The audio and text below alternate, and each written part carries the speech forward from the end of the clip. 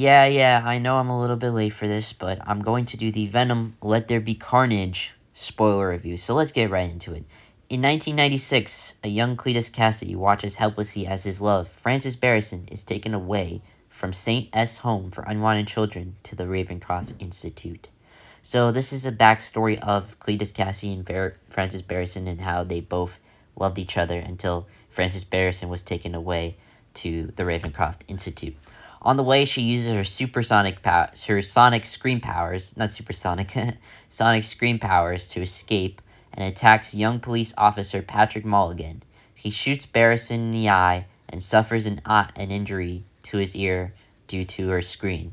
Unknown to Mulligan, who believes he killed her, Barrison's taken to the facility, which is hardened against her power. So she's in a cage and a box cage, and she can't get out of that cage. So she's been spending most of her life in that cage for almost 20 years. That's what or rather, yeah, probably around the 20-year cycle. She's been in that. That cage, and yeah. So in the movie, it doesn't really explain like her origin story of how she got those powers. So I know for a fact that they didn't in the movie they don't really include her origins due to that. If you know in the comics, she's supposed to be a mutant. In this, they don't explain that she's a mutant. They just explain that she has this power of that scream. So yeah, but anyways, we get to see a backstory of both Cletus Cassidy and Francis Barris. And then in present day, we also get to see the Francis Barrison is in the cage, and we see a newspaper. She reads a newspaper about Cletus Cassidy, and that he's almost going to be on death row, and she seems to be very, very upset. And one of the people behind the Ravencroft Institute, the lady, she says that the world's going to be a better place without him, and she's very, very upset about it. And then after that, we cut to present day. We already cut to present day, but then we get to a scene where Mulligan, now a detective, contacts Eddie Brock to speak to Cassidy, a serial killer who refuses to talk to anyone other than Brock. After the visit, Venom's Eddie symbiote is able to figure out where Cassidy has hidden the body of the victims, which gives Brock a huge career boost. Cassidy, who is sentenced to a lethal injection, invites Brock to attend his execution. However, Venom is provoked to attack Cassidy via insults towards Brock. Cassidy bites Brock's hand, ingesting a small part of the symbiote. Brock, which then we get to see the origins of how Cletus Cassidy became Carnage, and that's when he bit Eddie Brock's finger, and not finger, but a skin from his finger, and that's how he became, Carnage. Brock is contacted by his ex-fiancée, Anne from the first film, who tells him that she is now engaged to Dan Lewis, and now we get to see that Brock and Anne are not both in love, and Venom is very, very upset about that. So in the movie, we also get to see later on that's not really included here. That Brock is very upset and doesn't have anybody, and he's very mad that he's sticking with Venom, and that he doesn't want to be with him while Venom does want to be with him, but they both have a complicated relationship, and Venom is trying to make Eddie happy in the movie. And in the movie, we also get to see that there's a origin backstory of the note that Cletus Cassidy sent to Eddie Brock about his origins. If you know his origins, he had abusive parents, and he pushed his grandma on a flight of stairs. He puts a blow dryer in a bathtub where his mom was taking a shower, or a bath. I don't really remember. It was either a shower or a bath. I don't remember. Then he killed his dog, and then his father sent him to the Saint S home for unwanted children, where he was basically assaulted by these kids until Francis came in and stopped those kids.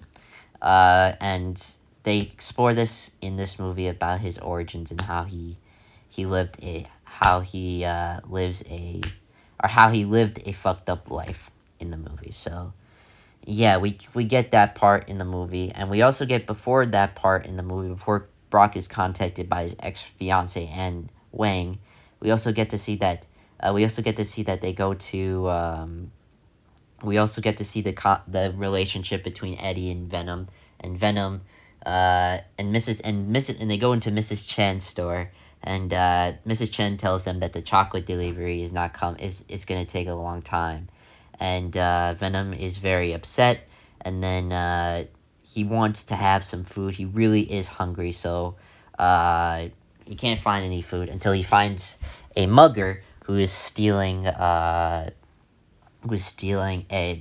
this woman's purse, and Venom tries to stop this mugger, and he plans on eating him, but Eddie doesn't let Venom eat that mugger. So that's that part of the story. Before Brock is contacted by his ex fiance, and so later on in the movie, we get to see Cassidy's execution, and Cassidy is about to get executed, and all of a sudden, once they think that he's gonna get executed, his execution fails when a red symbiote emerges and blocks the injection. It introduces himself as Carnage and goes on a violent rampage through the prison, freeing inmates and killing guards. Cassidy and Carnage then make a deal. Carnage will help Cassidy break out Barrison from Ravencroft, and Cassidy will help him eliminate Venom. And if you know Carnage is the offspring of Venom, so his Venom has a son in this movie. If I think, or in the comics in general. So yeah. So then later on in the movie, Mulligan calls Brock and warns him about the situation. And before that moment in the movie, we also get to see that that Eddie and Venom have an argument in which Venom gets out of Eddie Brock's body, and Venom is very, very upset and very, very mad, and he says some shit about Eddie Brock, and then later on in the movie he feels sorry, and then after that in the movie we get to see that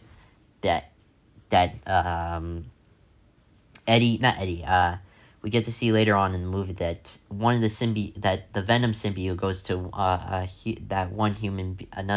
random human being, and goes to Mrs. Chen, and Mrs. Chen now has the symbiote. So now before that happened, we get to see the complicated relationship between Venom and Eddie, and how they both are arguing, and how they're trying to live with each other, but they can't really live with each other. And then that's what makes Venom get out of Eddie Brock's body. So after that, we see in the movie, we get to see Mulligan calls Brock and warns him about the situation. And meanwhile, Venom, wanting more freedom to eat people, he has an argument with Brock, and the two end up fighting until the symbiote detaches his body. They go different ways. So then later on in the movie, we get to see that in Ravencroft, Cassidy, later in the movie, we get to see that in Ravencroft, Cassidy frees Barrison, and they travel to their old childhood home. They travel to their old children's home to burn it down, or old childhood home to burn it down. So, if you wonder if you want to know how Cassidy found Ravencroft. Well, he went to a store and the Carnage symbiote went and there was a computer there and he hacked the computer which he finds the Ravencroft Institute and he kills the woman in the Ravencroft Institute and Cassidy and Barristan are free and there's a crazy scene going on where in the movie the cops try to hunt both Cassidy and Barristan and they both have this crazy epic fight scene. They both have a crazy epic fight scene between the police and then we also get to see the introduction. Well, not introduction, but we also get to finally see Barristan's scream in the movie, which then affects Carnage's symbiote. And in the movie, if you guys know, the symbiote it does not like the sounds, like the screaming loud sounds, or the fire and sounds. So in that,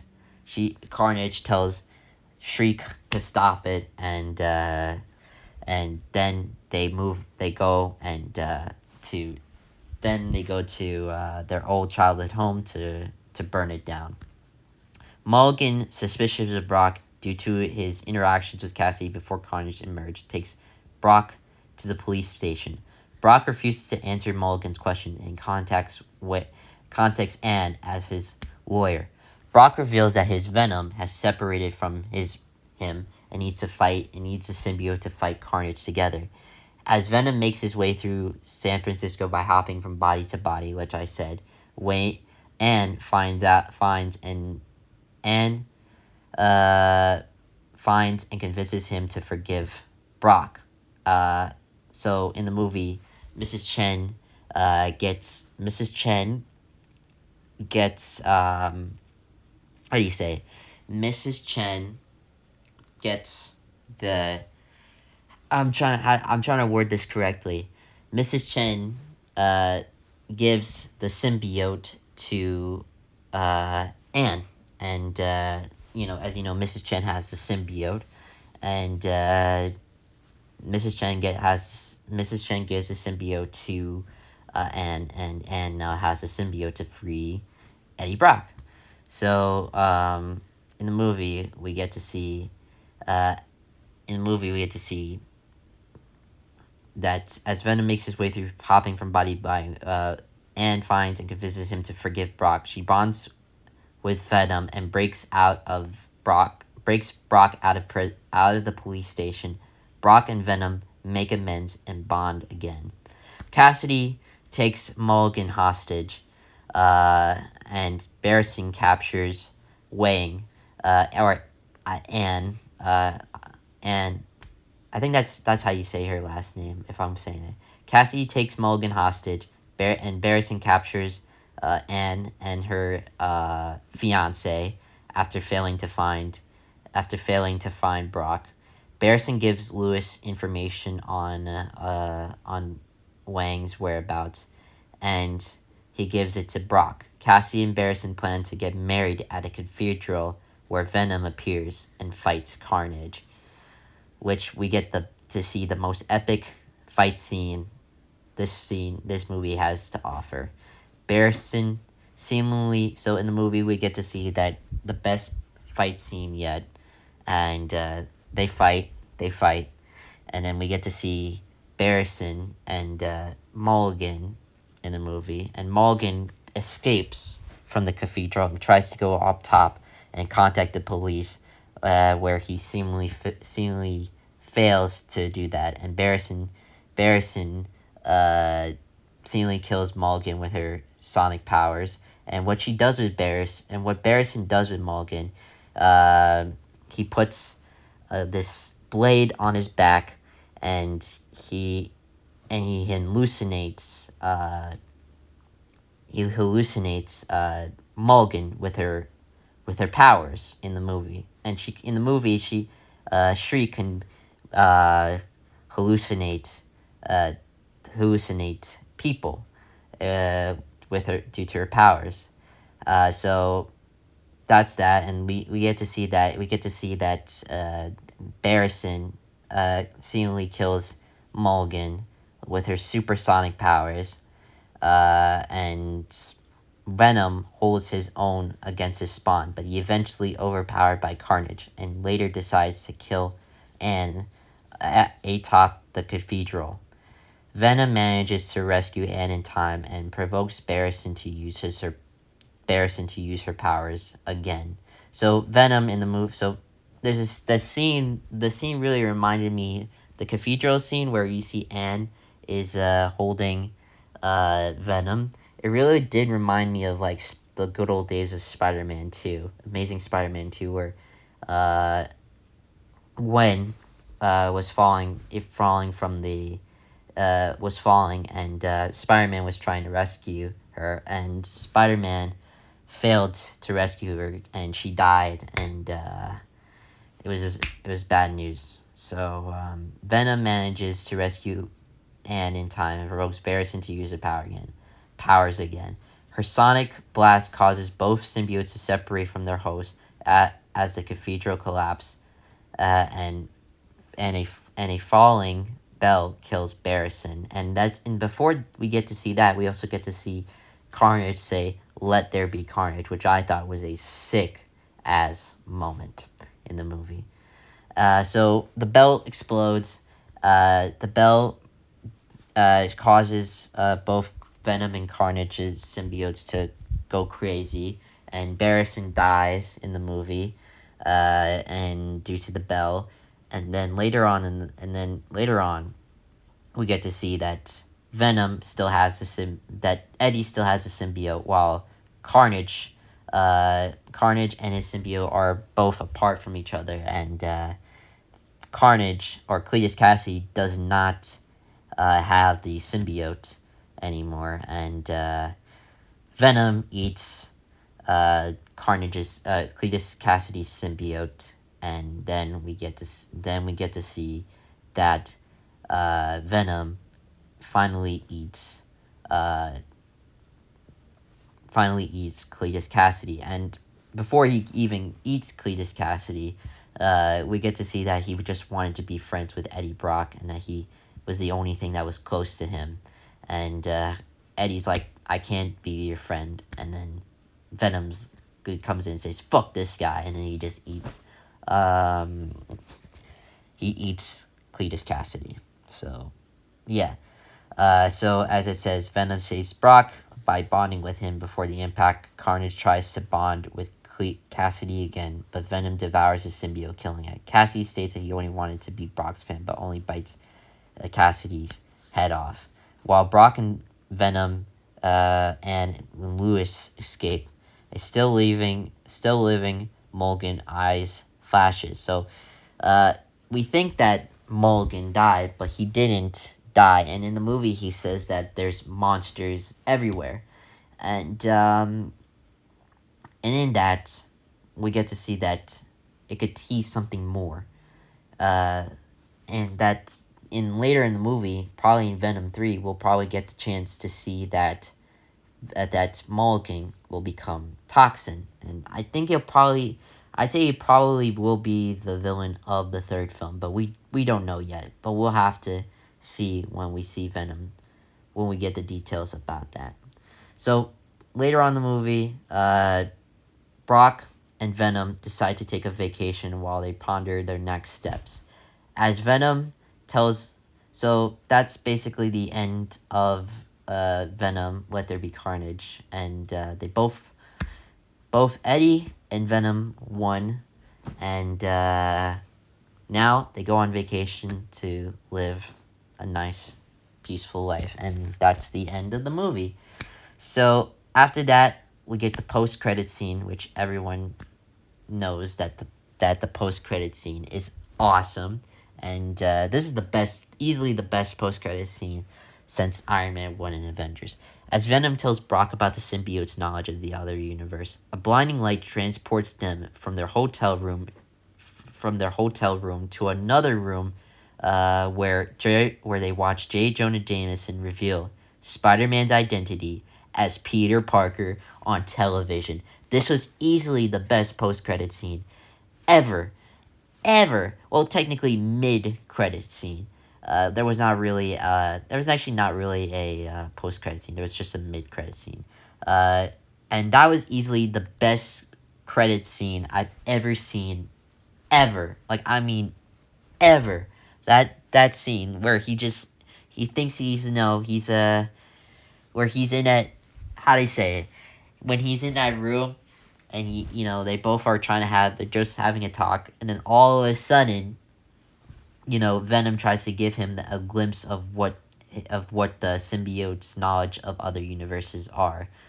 So in the movie, if you in actually there were some predictions that before Venom actually transported him to another universe, people were actually thinking that, oh, they're probably going to discover the world of the symbiotes. And if you know about the symbiote planet,